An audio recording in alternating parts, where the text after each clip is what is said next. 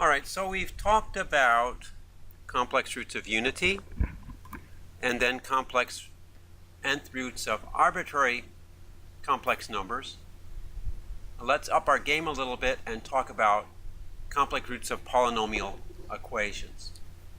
So we won't give as complete a discussion as we did in the previous two cases, but we can say something. Now, let's consider the simplest case that we know of a polynomial equation. Well, of course, a linear equation is a polynomial equation. The next simplest case is the quadratic equation. Z squared plus pz equals q. Now, you may know that as ax squared plus bx plus c equals 0, but you can certainly change that form, ax squared plus bx plus c equals 0, into this form just by using some algebra.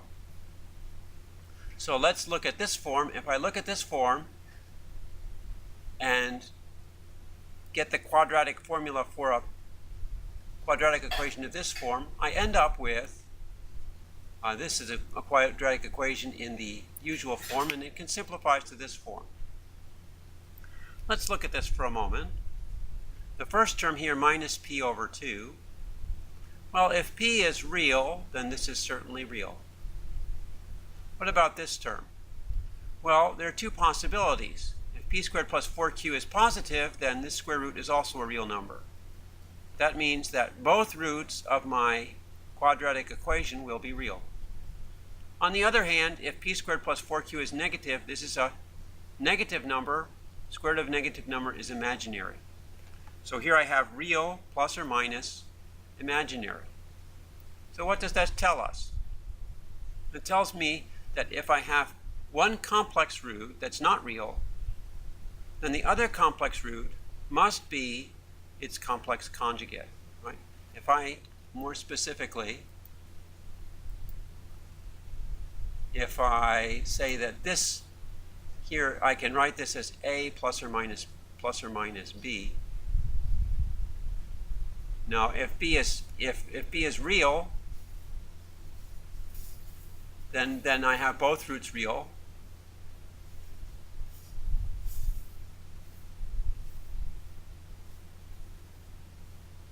And if b is imaginary, as I said, there's only two possibilities. It's either real or imaginary. Then the roots are complex conjugates of each other.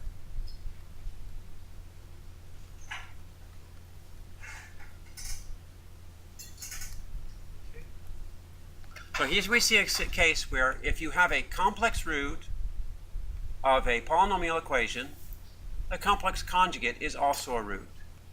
Now, we showed that for quadratic equations. In fact, that's true for polynomial equations in general.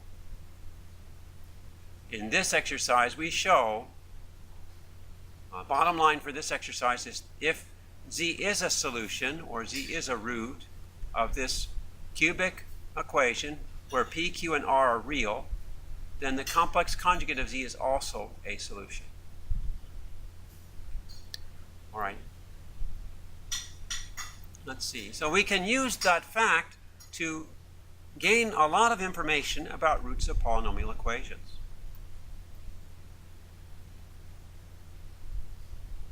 So some of these exercises tell us some of these consequences. Now, the most famous result, and one that we're not going to prove, unfortunately, is this result called the fundamental theorem of algebra that says, given any polynomial equation, this is an nth order polynomial equation, Zn plus an minus 1, Zn minus 1 plus an minus 2, Zn minus 2 plus dot dot dot plus a1 z equals a0. So it's a polynomial equation with real coefficients an minus 1, an minus 2, and so on. Then there exists at least one, and at most n, distinct complex numbers which solve the given equation. Okay, think back to when we were looking for nth roots of unity. We had z to the n minus 1 is equal to 0. We had exactly n roots. So that accords with this general form, because we certainly have at least one and at most n. Also, if we had z to the n minus some complex number equal to 0, and also has exactly n. Now, in some cases, you won't get exactly n distinct complex numbers, but according to this theorem, which we won't be able to prove, there are always at most n and at least 1. Okay. So, all right, so we have some consequences of this theorem. And so you think about the implications of this theorem. Now, just to close here, the fundamental theorem of algebra is a very beautiful theorem.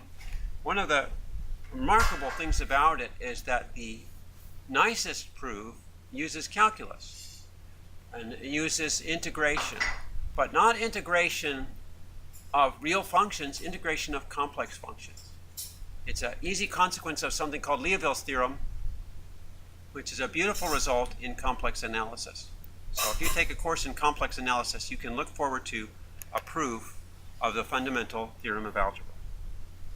All right, that's it for this video.